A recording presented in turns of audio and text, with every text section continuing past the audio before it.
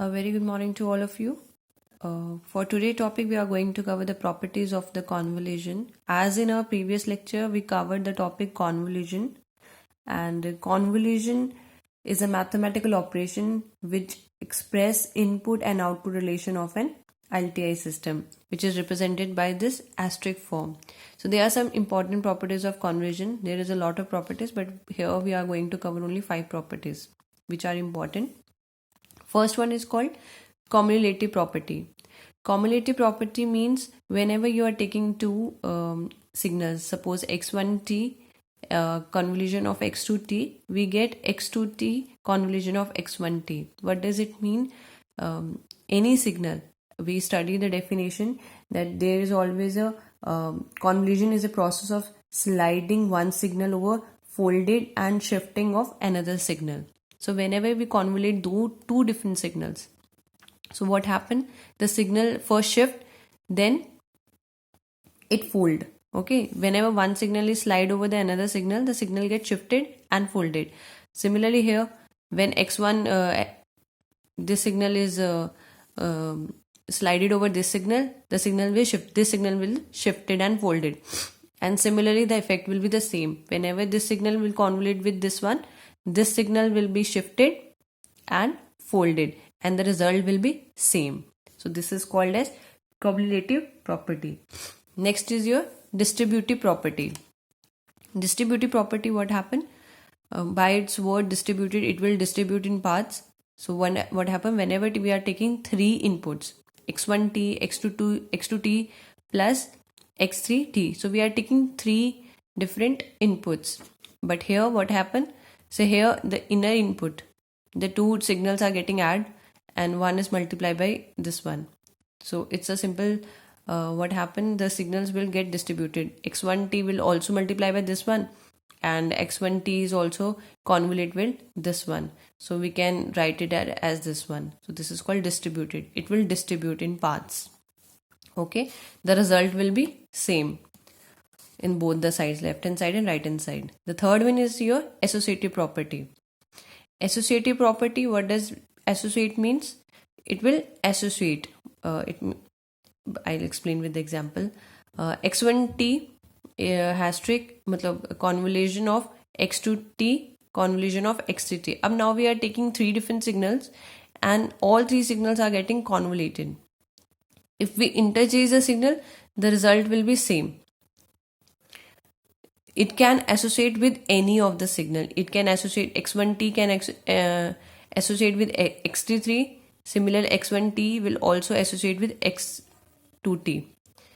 Okay, so we can write it as this term also. So it's interchangeable. So it can cause as this can associate with any signal. Okay, now the fourth one is called shift property. Shift, from the very first definition, we are saying that it has a property of shifting. Convolution has a property of shifting. What does it means?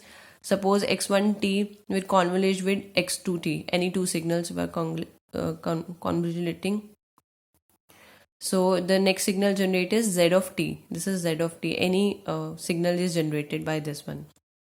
So now, if there is a shift in any signal, suppose we are taking same signal x1t and x2t को हमने क्या कर दिया, -t से थोड़ा shift करा दिया. अगर हमने शिफ्ट कर दिया तो वो रिजल्ट हमारे रिजल्ट में शो होगा.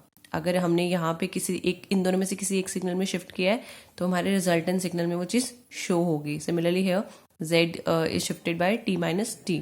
जितना यहाँ शिफ्ट किया है वहाँ पे भी सेम शिफ्ट होगा.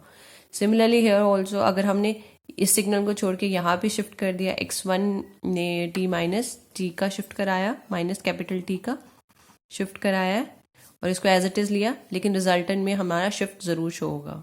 ठीक है, that means whatever you are shifting the resultant will show the same shift in any of the signal. And here in the last example it is we are shifting in both the signals T1 and T2. अब दो different shifts use किए, वो दोनों हम क्या करेंगे, resultant में reflect होंगे. सो z इज रिफ्लेक्टेड बाय